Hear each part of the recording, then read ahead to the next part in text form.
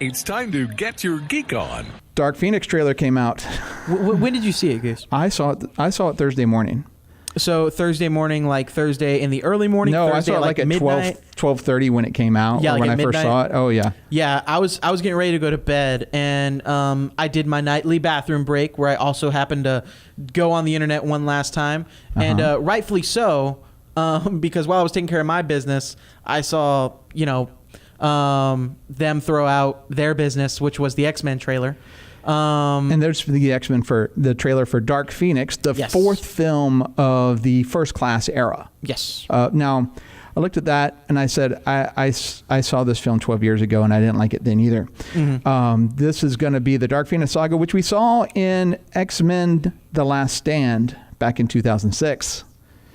And it wasn't good. It just wasn't. No, not at all. And it looks like, so you would think that if they were doing something similar or they were going to, borrow beats, because, you can still make the argument that like, oh, this is in the same timeline or universe as the previous films. It was like a soft reboot. Yeah. And mess with the timeline a little bit. Maybe history is going to kind of sync up or it's going to, be very mirrored to what happened before. At least hide that. Because it's no secret that nobody liked what they did in X-Men The Last Stand. So why would they choose to, in the trailer, just show us the parts that are X-Men The Last Stand? Ooh. Sorry, I almost had a hiccup there. No problem. So, of course, when in Days of Future Past, Wolverine changed the timeline. Yeah. And this will actually be, I think, the first X-Men movie without Hugh Jackman in it. Yeah, like at all. Like no cameo, no nothing. No. Mm-mm. Yeah, at least to our knowledge. At least to our knowledge. But I highly doubt there's going to be anything. Because not even Hugh Jackman did X3 and he won't do this film. What does that tell you? But to be fair, Logan was his swan song. That's very true. I think they could be making like, hey, this is going to be the definitive X-Men version, and unless he's going to be standing next to Captain America, he doesn't want to be involved in it. I honestly don't blame him. So this one is still under the Fox banner. Yeah, the Disney sale just went through, but this was still made under Fox. I think New Mutants is still going to fall under that Fox banner as well. So hopefully Disney can, do better when they actually have control over it. But yeah. One of the things that always strikes me about movies like X-Men movies, Star Trek movies, things like that, they always seem to want to retell stories that have already been told and don't do it near as well as other adaptations. Yeah, because obviously they're tackling the Dark Phoenix storyline. Yes. Which is one of the, as far as comic books, that's one of the most, like, when someone asks what kind of, if someone's like, hey, I'm getting into X-Men, what are like the definitive X-Men stories to check out? Phoenix Saga. Yeah, that's the first one that anyone's going to throw out to you. Yeah. And then was it the 90s cartoon? The 90s cartoon that had to be the best adaptation of that story ever done. Oh, yeah. And, then they did it in X3, and X3 is just... That's a piece of hot garbage is what that is. Yeah, it's just hot garbage.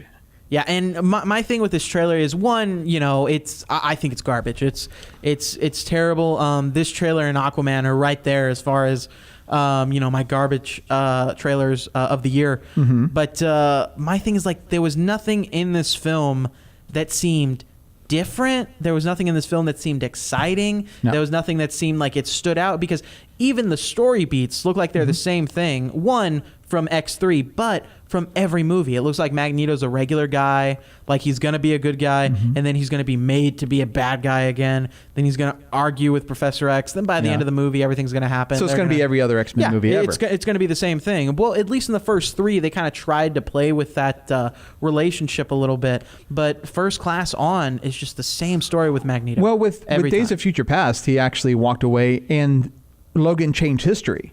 Basically, they decide, you know what, X2 and X3 are so bad, especially X3, we're going to actually do a movie to erase that from the timeline. You thought X2 was bad? I didn't like it that much. What? Well, I'm also not a big Weapon X guy. X2 is amazing. Not as good as the first one.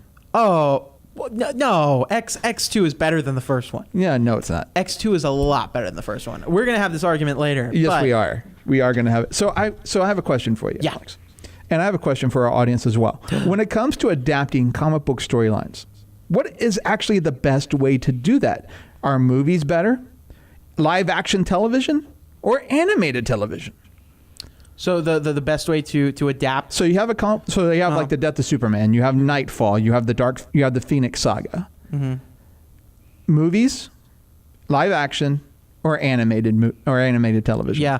I mean, I would say that anything that's a little more long form, like, well, I have two answers. If it's just I have to pick from what you've said, I would say like animated or long form TV shows, because you have more time to build up the characters, because the characters are just as important to the story as, you know, the big event that takes place and what happens. But if I can kind of turn your question on its head a little bit, I just think that the key to making a good adaptation is to adapt it. And adapting means adapting it to the medium that you're in, right? Not trying to retell the exact same story.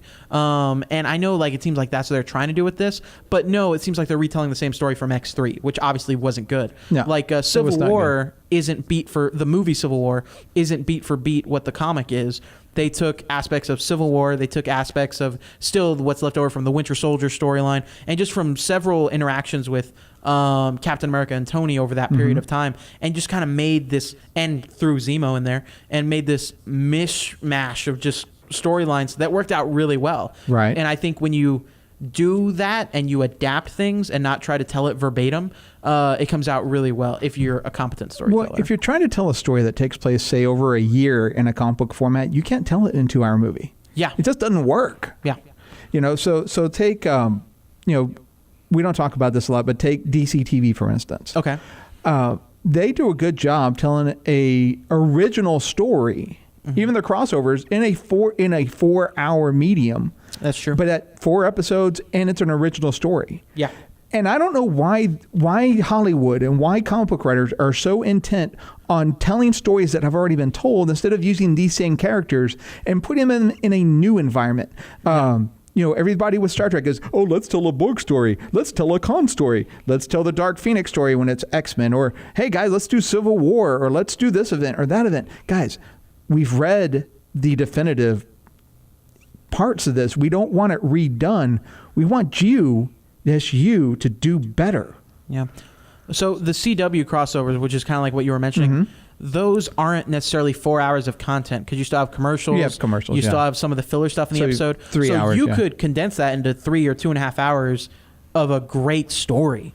You know what I mean? Yeah. And so why can't they do that with these films? I don't know. Yeah, I think you should just take those people and get them to do a movie and not shove Zack Snyder into everything. You know what we could do? What's that? We could throw him in the Sarlacc pit.